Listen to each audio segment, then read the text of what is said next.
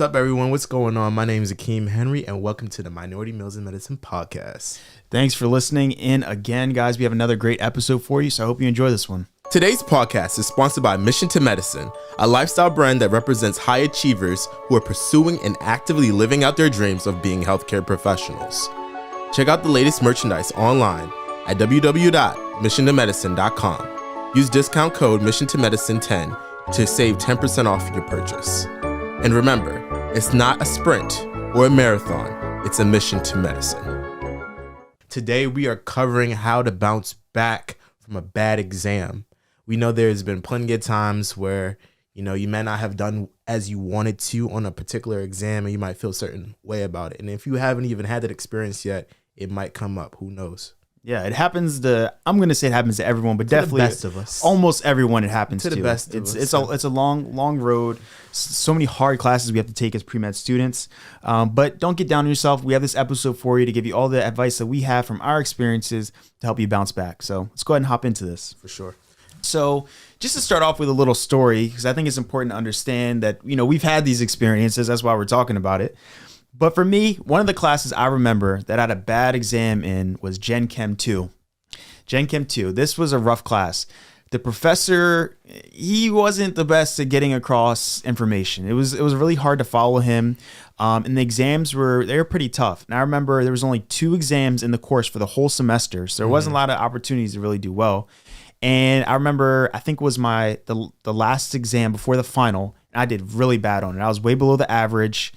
And I was just like, man, what am I going to do? So in this video, I'll definitely talk a little bit more about that. But Keem, you got a story too? Yes, for me, it was the treacherous and most egregious class for me was biochemistry. I remember this was junior year where it was just a lot going on. I was busy outside of the classroom with extracurriculars, leadership opportunities and positions, but I was still doing my work and doing what I needed to do for its classwork because that's the most important thing. But biochemistry, man, bio, I would give it everything, learn all the amino acids, understanding acid-base chemistry, and understanding the equations. But for some reason, when it came to the exam, I just couldn't process the exam and what was going on.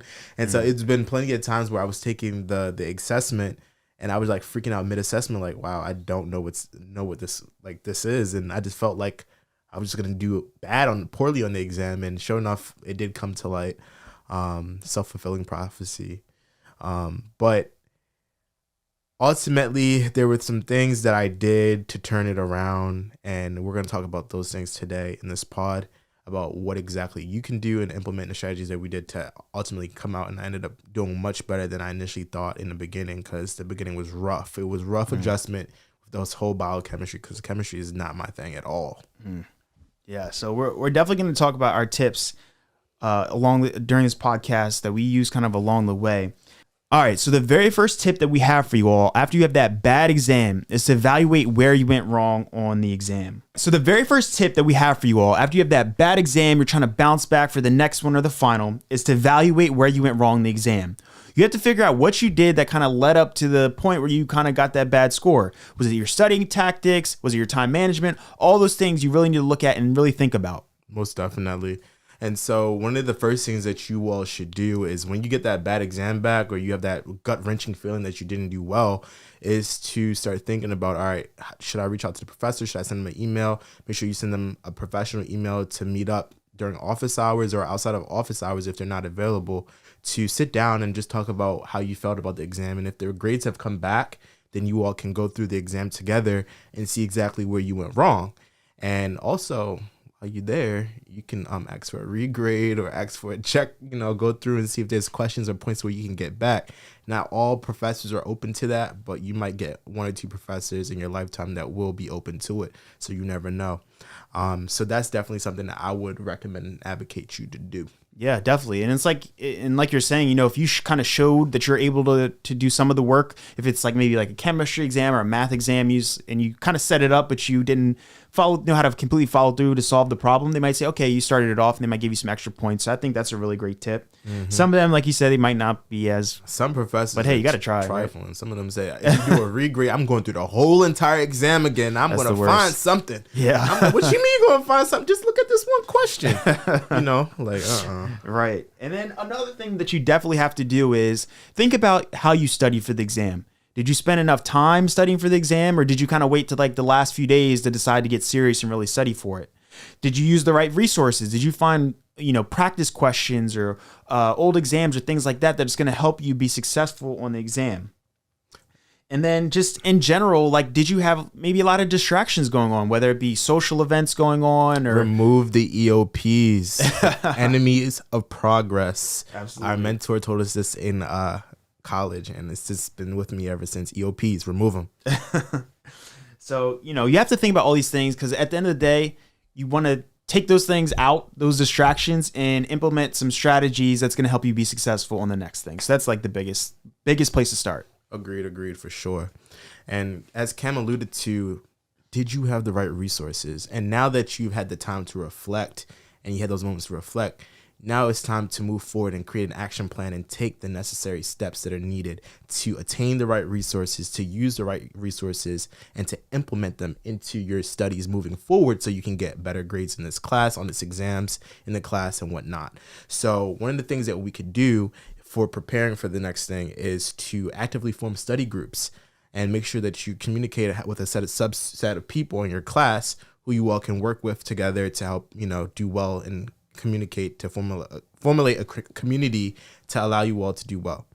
And then another thing is to attend office hours regularly. So like, not just show up to office hours when something's gone wrong, like when the whole place exploded. Now you want to finally talk to the professor about it. No, you got to go to the office hours regularly when they have it, when they hold it, if it's bi-weekly, whenever, weekly.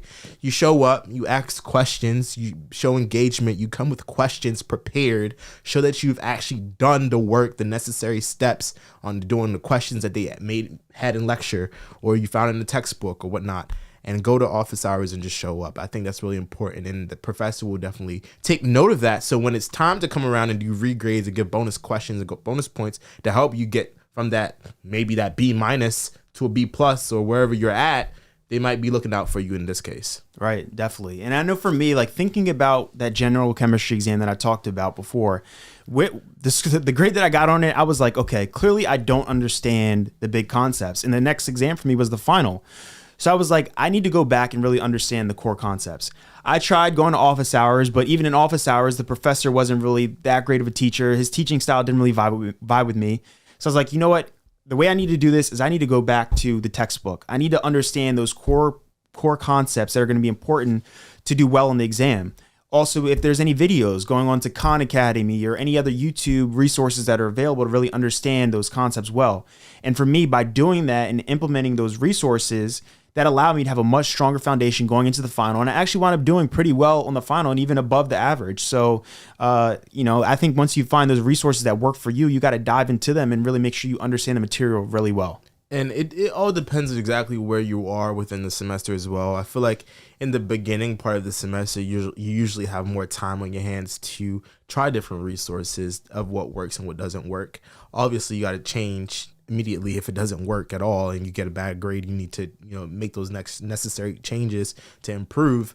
But one of the things that you could do is go to resources on campus. So if you have tutoring programs or you have free tutoring that's offered, paid tutoring, look for those to see if you can incorporate that to help improve your grade. Also, finding practice test banks, if they have that available on your campus, you can find out if they have old exams that are available that you can use for practice questions. And also incorporating technology. So now we have these algorithms that allow people to increase their active recall. So they're not sponsored, but Anki is a great app that a lot of people use in medical school or in general when they want to learn information, memorize stuff, because it has an active recall, spaced repetition algorithm that shows you flashcards over a period of time based on how you rank it, whether you know it or you don't know it. And that really helps with learning foundational information. And then, like I said, getting practice questions to help improve your understanding of the information, because you really don't know if you actually know something until you start testing yourself. Yeah, absolutely. And I think I'm gonna at least speak for me, but I think there's a lot of people.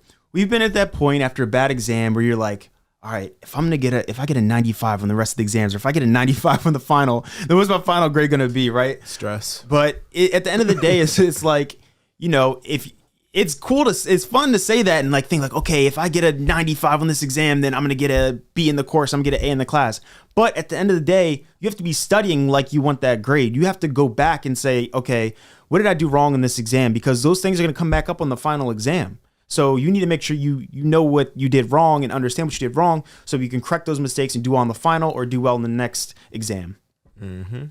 So I think that brings us kind of like to the final main point, which is implementing those strategies. And I think the biggest place to start is building habits that for studying, so that even when you don't feel motivated, you don't feel like studying, you've created those habits where it's like you're going to get up and do it because that's what you're used to doing. So that's waking up. I remember for me on Saturday mornings, a lot of the times, especially when I had an exam coming up, my routine was wake up early, go to the gym.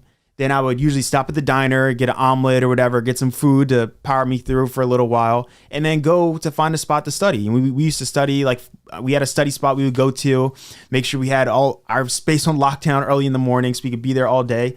But, even times I wake up and I'm like, man, I'm feeling kind of tired. I was just kind of used to it. I was like, all right, just get into the routine and just start doing it. And I think that helps you to maintain those habits throughout the semester. Just from the things that you said, it's really important to have that routine, have that consistent routine, and do what works best for you. So for you, your outlet was going to the gym and working out and, grinding in the gym to release that steam, lifting those weights. For other people, it might be creating and designing or doing stuff outside of the gym or whatnot. For me, it was specifically doing graphic design. Like I was doing graphic design projects for people as a way to create and to have my outlet outside of the academics. So whatever works best for you, I would say just do it, and then finding that time to incorporate all the resources that you were able to find on campus, online, and just being consistent. Consistency is what's going to ultimately build you the best success in this. Absolutely.